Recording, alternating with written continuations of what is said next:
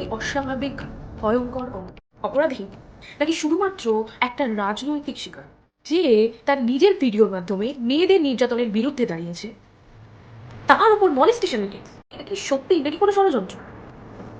Lakh lakh followers আর ইন্টারনেটে দাপিয়ে বেড়ানো জনপ্রিয় মুখ শ্রমিক অধিকারী।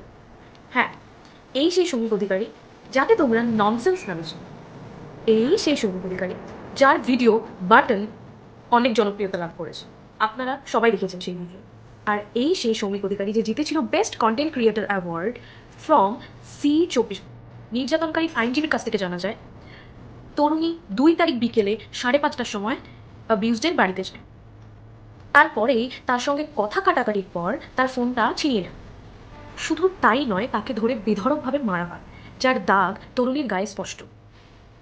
এরপর মেকআপ অর্ডার দিয়ে সেই দাগ ঢাকার চেষ্টা করা। এই সকল তথ্যই জানা যায় সেই নির্যাতনকারীর আইনজীবীর কাছ থেকে।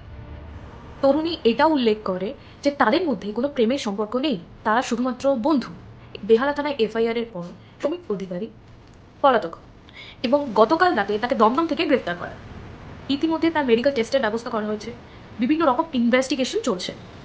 যদি শ্রমিক অধিকারী অপরাধী হন, তিনি যদি অপরাধ করে থাকেন, তবে তার শাস্তি হোক, তার কঠোর শাস্তি হোক।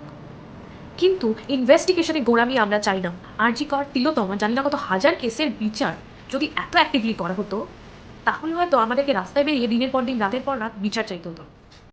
আর কিছু কন্টেন্ট ক্রিয়েটার আছেন যারা ভিডিও বানাচ্ছে এই টপিক নিয়ে, তাদের জন্য একটা কথাই বলার, আমি কারোর পক্ষেও নই, কারোর বিপক্ষেও নই, কিন্তু আপনি জাজমেন্ট দেবেন না। এখনও এই কেসে কোনো ফাইনাল জাজমেন্ট আসেনি, তো আপনি জাজমেন্ট দেবেন। আমি এখানে আপডেটস দিতে থাকবো। So for more updates follow me and subscribe my channel. এই ভিডিওটা এখানেই শেষ করছি। Stay well, stay safe.